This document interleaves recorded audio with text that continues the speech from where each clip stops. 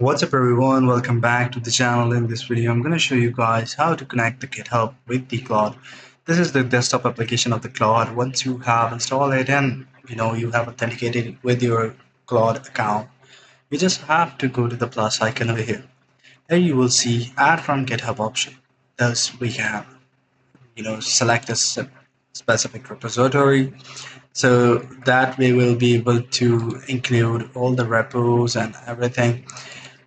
In order to connect it with your Claude, you just have to go to the add connector option. In the add connector, you just have to search GitHub. Once you search the GitHub, it will show over here. Once prompted, you just have to install it. As I have already installed and downloaded it, it won't show up over here. Now, the other way around is to install the Claude using the CLI. Once you have installed the CLI version of the Claude, you will be able to install the connector of the GitHub.